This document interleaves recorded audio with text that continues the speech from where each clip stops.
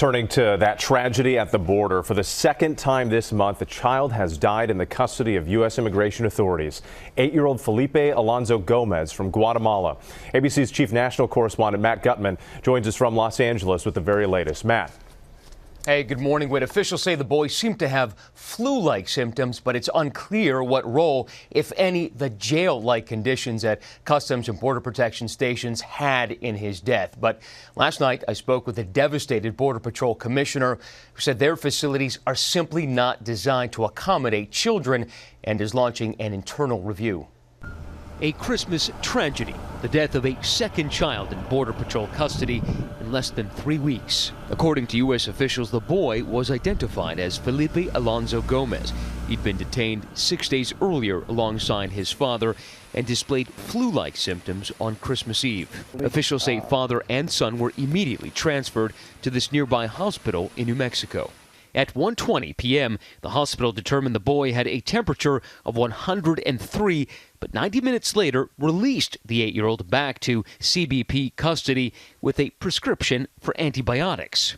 By that evening, the boy's condition had worsened, and he was rushed back to the hospital, where he died just before midnight.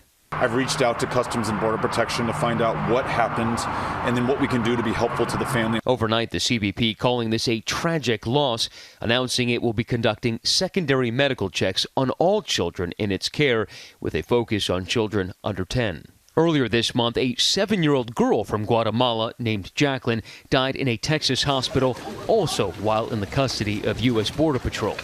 The little girl's body was returned to her home village earlier this week.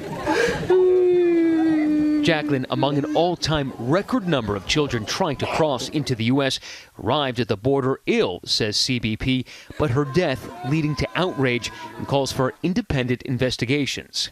Last week, a congressional delegation visited the Border Patrol station where Jacqueline was held just hours before her death.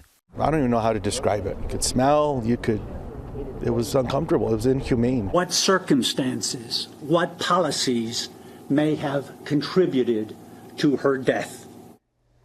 Now, because of the concern of a flu outbreak, the CDC has also been notified. The commissioner told me that one of the major issues is the record number of families trying to cross into the U.S. Among them, about 24,000 children just this month alone, an all-time record, a humanitarian crisis the agency doesn't have the resources to handle right now. Whit. All right, Matt Gutman in Los Angeles. Thanks so much. Hi, everyone. George Stephanopoulos here. Thanks for checking out the ABC News YouTube channel. If you'd like to get more videos, show highlights, and watch live event coverage, click on the right over here to subscribe to our channel. And don't forget to download the ABC News app for breaking news alerts. Thanks for watching.